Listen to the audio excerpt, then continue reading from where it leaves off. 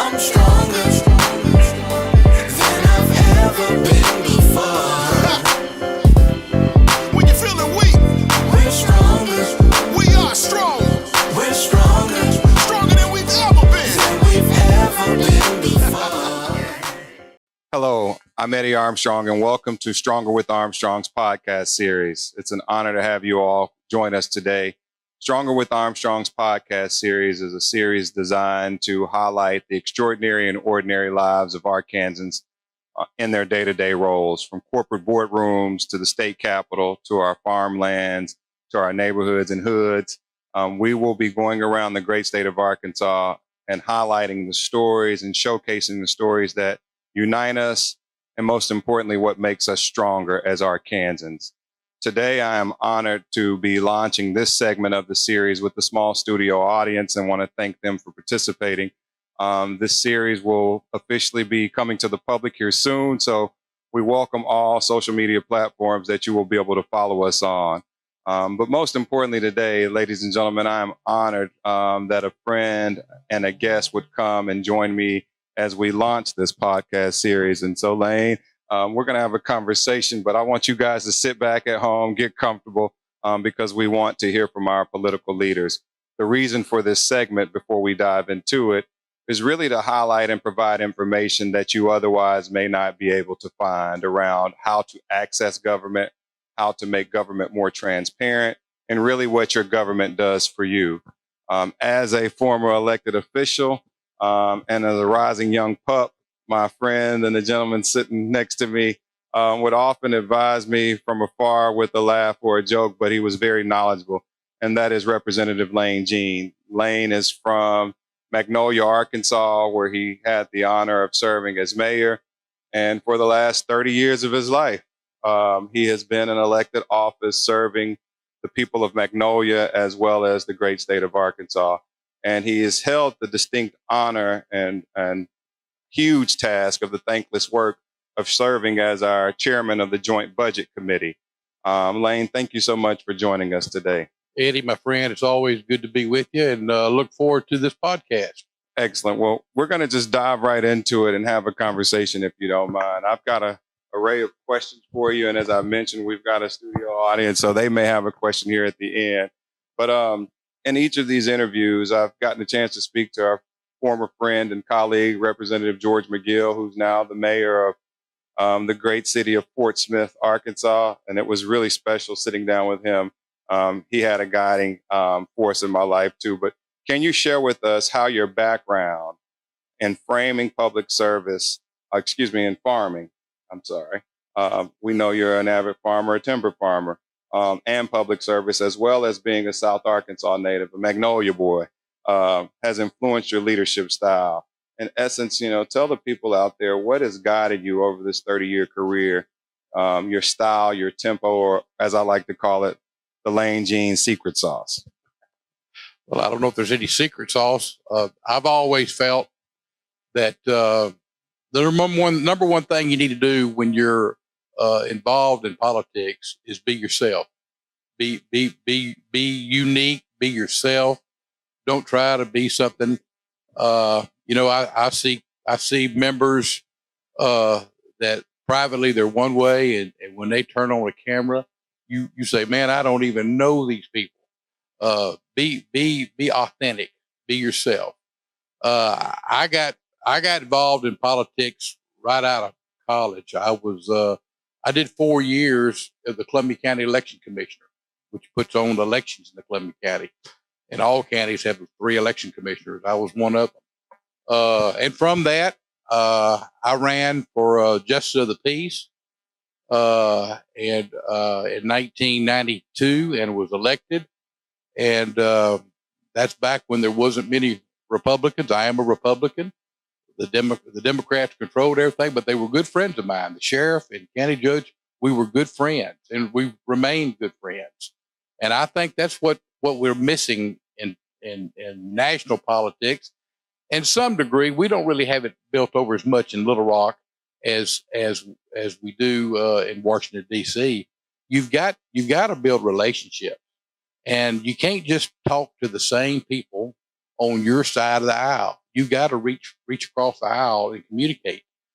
That's what's lacking in this country, and from both sides. Just to be honest with you, and it'll be the detriment of us not being able to communicate.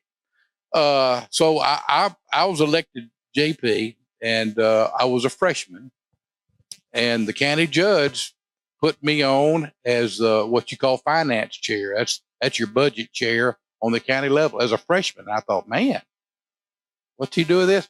Well, he knew I understood numbers and I enjoyed budgets. So I've been doing budgets, and then 2 terms after that, I was elected mayor of Magnolia. Of course, I was mayor of Magnolia for 15 years. And then when this seat came up in 2010, I ran for it. And I've been in the House of Representatives for now 15 years, and next year will be my 16th, and I'll be term limited. But I do believe that you have to be honest about budget numbers. And they tell me, I hadn't researched this. The former speaker and some members say that I'm the longest serving budget chair in the state of Arkansas, and I've been through 3 speakers. And I think you do that by, first of all, being knowledgeable, and first of all, telling the truth. You can try to hide policy, but budget numbers don't lie. Lane, there's a song, and to the listeners out there, excuse me for interrupting. Go ahead. They say men lie, women lie, but the numbers don't lie. And they don't. And for those out there that know what I'm talking about, they do not lie. Yeah. So, but anyway, I've always had an interest. My background is in cattle, timber, and oil and gas, and real estate in South Arkansas. And we'll get into some things that we've done about that to help this session a little later on. But that's been my background, and I've just the Lord has blessed me, and I've had good friends along the way on the local level, state level, and Eddie, I certainly can consider you one of them. Well, thank you so much. Dive a little bit into that point of that was your career, that's your work, but the secret sauce. And you said something key. Oftentimes I travel the world, and my friends say you're a Southern boy, and it's work 5 days a week, and Saturday you hang out and watch football, and Sunday you go to church. But there's no running away from what God's power is and what faith can do. And for you saying the Lord has blessed you, talk about how maybe your faith or your upbringing from your mother or your family or the community of Magnolia, for that sense, made you a stronger individual or helped guide your leadership style dating back to when you were a young freshman, JP. Well, I've always been strong in my faith. As a matter of fact, I go to a little small church in a town called Emerson, Arkansas. Even though I'm from Magnolia, Emerson is where my farm is, and we have on a good Sunday about 25 or 27 members, usually around 20. It's a small church, well, real closely connected, and we go through time to time. We can't find preachers because they're small churches. So I step up, and matter of fact, I preached last Sunday, and I preach most Sundays because I'm free. I don't charge him anything, and the reason I don't is the Lord has blessed me, and I don't need to be charging to give the Lord's word to people and try to give them some encouragement. So my mother distilled that, my grandmother distilled that in me many years ago, that you need to love the Lord. And I think if we had more people loving the Lord, we wouldn't be treating the way we treat each other in this country, the way we do today. And but no, I'll never apologize for being a believer and having deep faith. Well, I guess that crystallizes it. And for those that don't know, people don't get where they are by themselves. It's a helping hand. It's a friend. And most oftentimes, 10 out of 10, it's a spiritual guide. And whether it be you praise God or Allah or any form of religion, your spiritual guide is most often your compass and what you call your seat of your pants. Question number 2, what personally inspires you to continue working diligently each day, especially on tasks that may seem daunting or unappealing to others? I've never claimed to be a math guy. Yeah. The numbers ain't my game. But one of the first things that I was informed of when getting elected into the House of Representatives was to follow the money, to learn the budget. And I needed it broken down oftentimes in a very layman's terms way, like most members probably do and most of the public do. So from your perspective, what advice would you give the younger generation about finding purpose and making a meaningful impact on their lives and their communities, especially when they're faced with the multiplicity of new challenges today? I think if you're a young person wanting to get involved, I think you got to find your niche. I know a lot of people over there across the street, both sides of the aisle, that are experts about everything, and they're not. I think you got to hone in on what you know best. Business wise, county government, city government wise, we dealt with budget. I knew when I got elected to the legislature, I could have got on, I think, council and I think audit as a full member when I first got here because I picked a high number. Back then, the turnover was 40 members per year because of a 6-year term limit. Now it's a 12-year term limit, but in the middle we had a 16-term limit. But I took budget as an alternate to study it, to learn it. And the two people that helped me the most were Democrats. Kathy Webb, which is a director here, former budget chair, and Lindsay, representative from Fayetteville. Uvalde Lindsay. Yes, sir. Those two members from the opposite party sat down with me and went over, because the Arkansas budget is not like your city budget. It ain't like your county budget. It is a complex budget. Little old Arkansas has the most complex budget of anybody because you got so many different revenues. You got cash revenue, special revenue, general revenue, federal revenue. Most states put this cash, special, and general revenue all in one bucket. We have 3 different buckets plus the federal, which makes it 4. So it's a very complex budget, and you got to spend time on it to understand it. And so that's where I got started. And it's just my niche was always been budgets by number. I've never been. I think I know good policy when I see it, but I'm not an expert on how to craft good policy. There are other members that do that better. So I believe you got to get into what your passion is, what you know, and be strong on it. Don't try to be an expert on everything, because if you do, you're going to fall short, in my opinion. That's great sage advice. I often tell the young people that I speak to, it starts with your character first, which we unpack that. And number 2, staying in your lane. And oftentimes for young people, including myself at a tender age, I wanted to be everywhere and do everything and run left and right and up and down and front and back. But when I really discovered my niche, I stayed and started to just try my best to guide myself in that lane. And I'm sure you can attest to this. It doesn't feel like work once you've adapted to your lane. It's something I wake up and I do every day. And I'm sure you, with numbers and the budget, you don't feel like you're working most days, do you? You can. If you love what you're doing, I don't care what it is. If it's an animal control officer, if it's a budget chair of the state of Arkansas, if it's governor, if it's a guy that picks up trash in our community, if you love what you do and you're committed to it, it doesn't seem as much work. And I always tell young people when I speak in school, do what you love to do. People that get in occupations that they can't stand are normally miserable. Get something where you feel like you're making a difference every day for other people, and be good at it.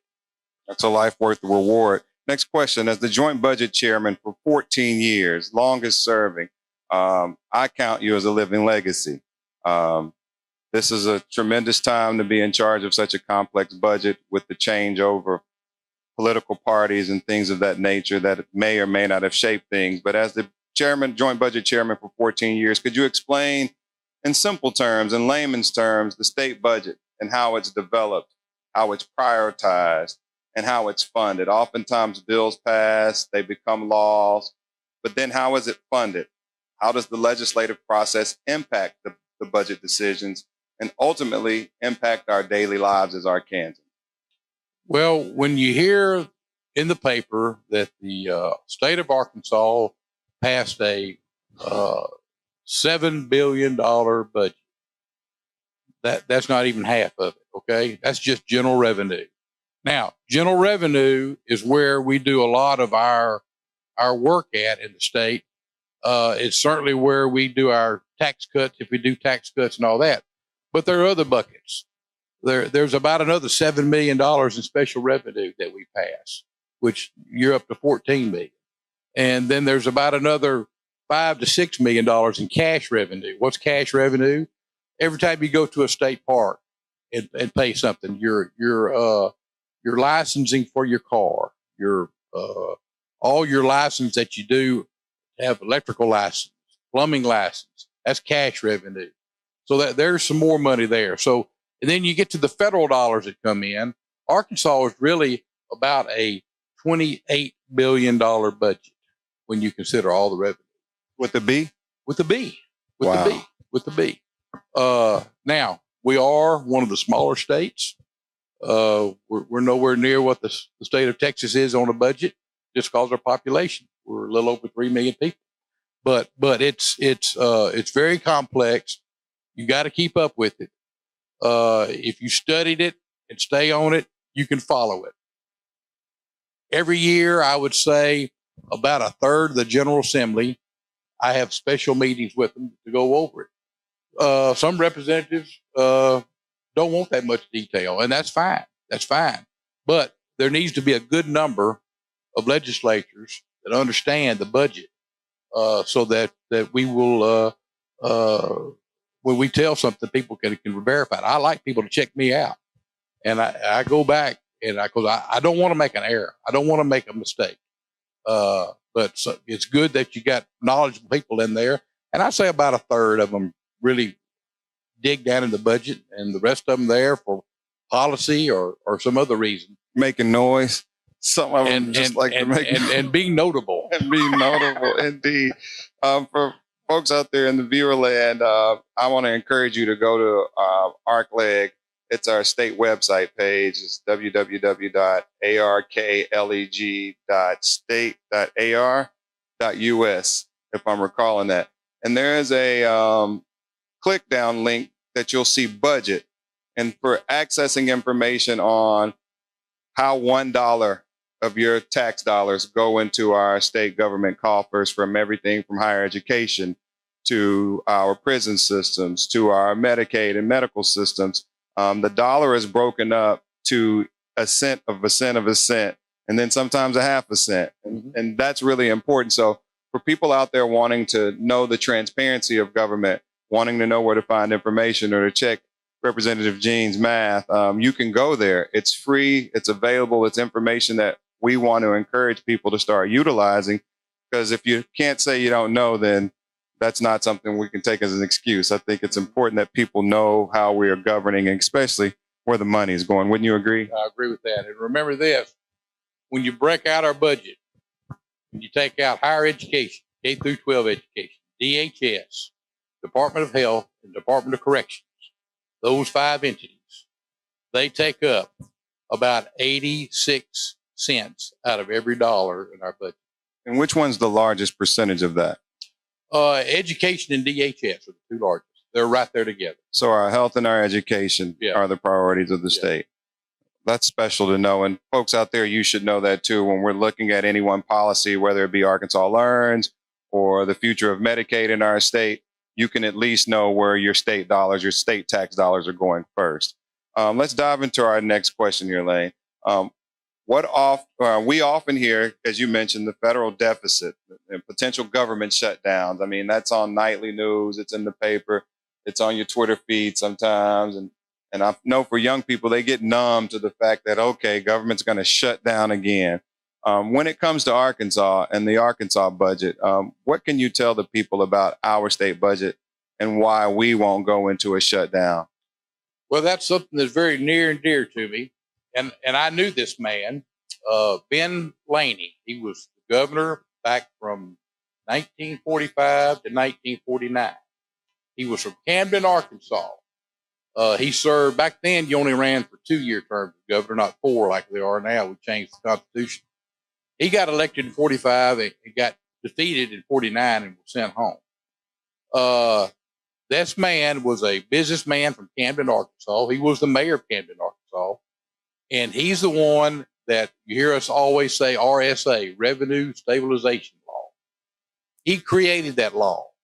And what that law did for the state of Arkansas, which we ought to be very grateful, if there is a deficit in our revenue, automatically across the board, every agency gets the same amount of cut, and we will not spend a deficit like federal governments do. And it's fair.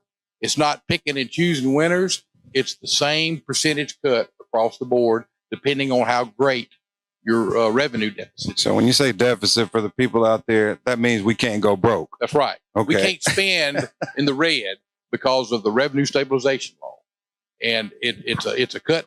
And that was enacted in 1947. That's great insight that Governor Laney had.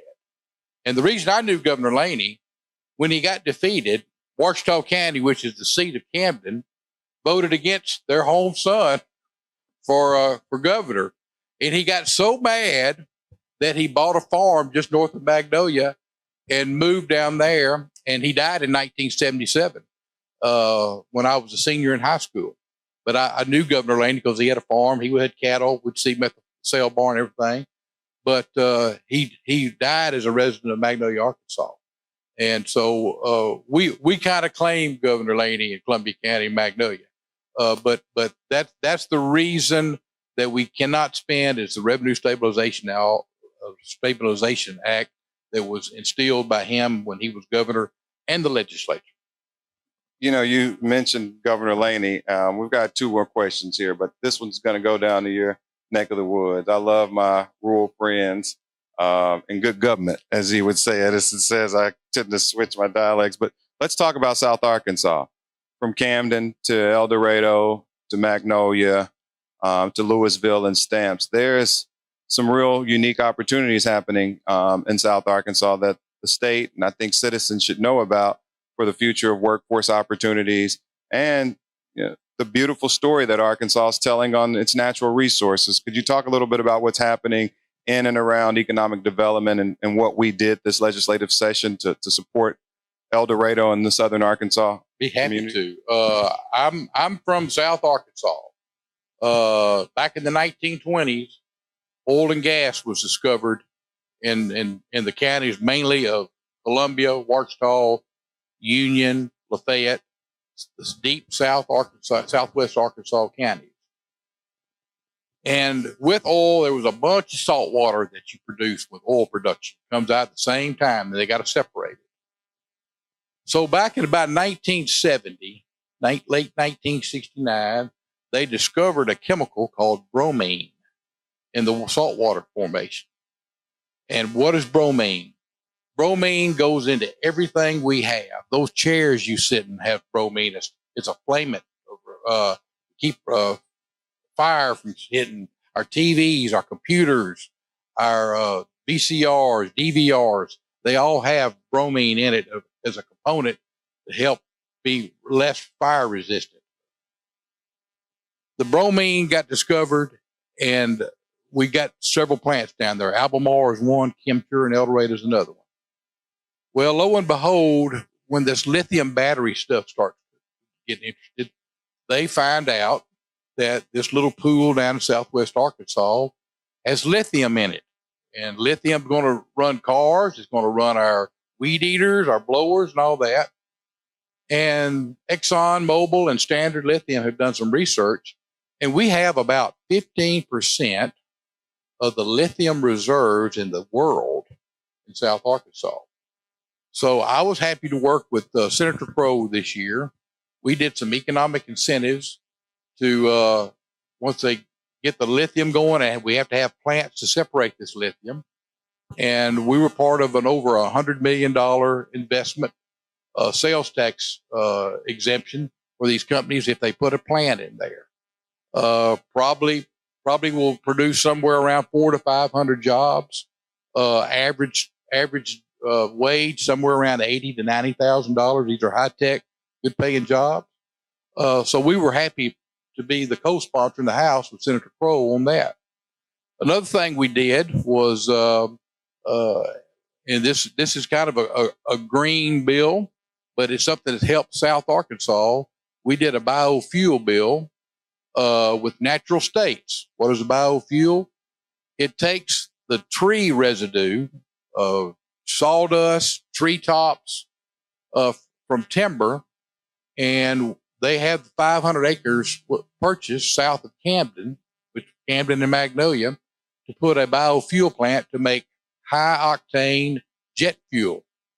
So we got that passed this year. And that was all for the state of Arkansas, but also for Southwest Arkansas.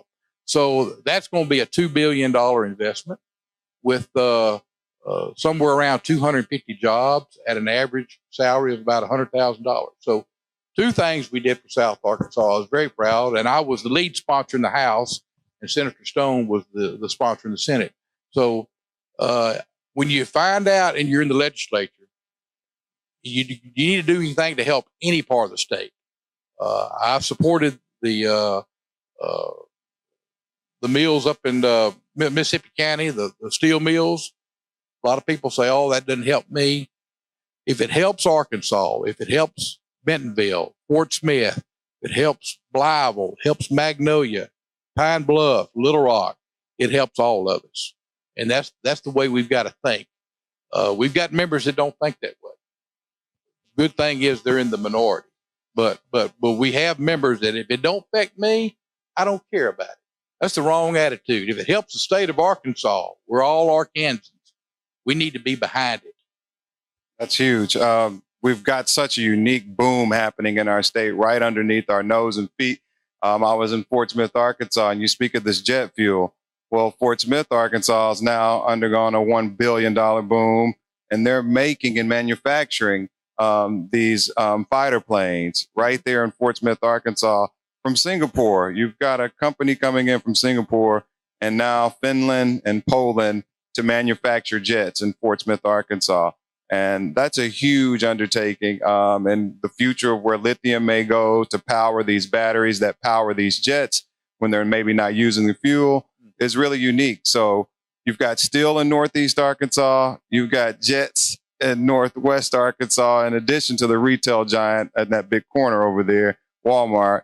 And you've got lithium and fuel being manufactured and reproduced in South Arkansas, as well as the unique things happening over in the East Arkansas Delta, which we'll have later in another show. But amazing times in our state, and just want to thank you. Last question for you, Representative Jean. Reflecting on your tenure in the House of Representatives and your service to the people of Arkansas, and thank you for your statement about helping all Arkansans. What key factors do you believe have contributed to the state's progress? And do you think our state is stronger today than we were yesterday? Well, that's a complex question, and I'm going to just tell you the state of our well-being in Arkansas, and every 50 states is going to depend on whether the federal government, whether our representatives on both sides of the aisle can get together and start working together. I see that as the divide in Washington as the number one problem affecting Arkansas and every other state, because we receive so much money, so much federal funds for our highways. You don't think about this. Most of our highway money comes from the feds. Most of our Medicaid and Medicare money comes from the feds. A lot of our education money, higher ed and K-12, come from the fed. They don't need to kill the golden goose. Now, there's got to be some correction.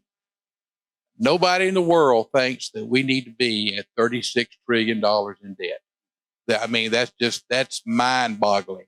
And I think sometimes our young people don't understand what that is because they've heard it all their lives. When I was a young man, the national debt, and that I'm gonna tell my age.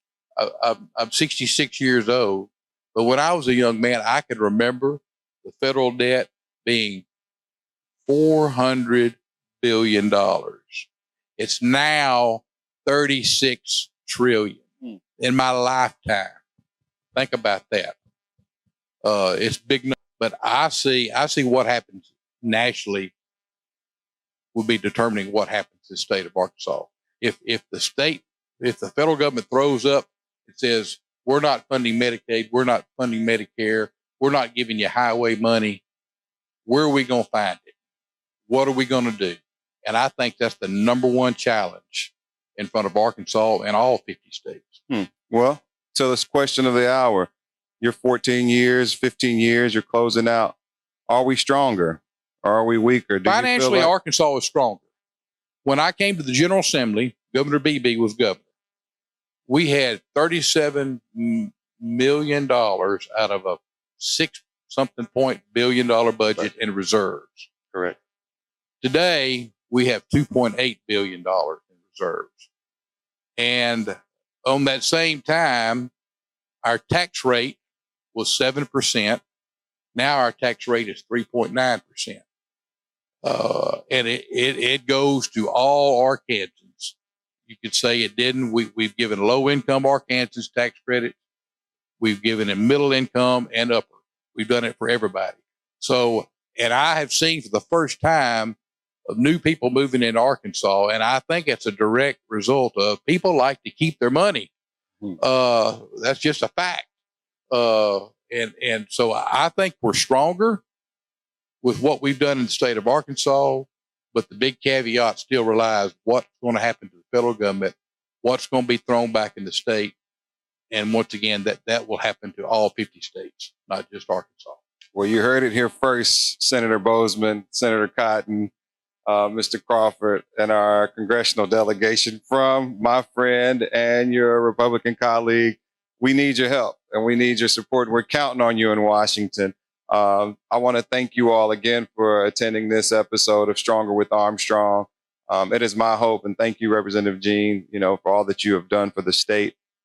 This is thankless work, and it is a full-time job in addition to covering your farm. So your hours spent here have not gone unnoticed.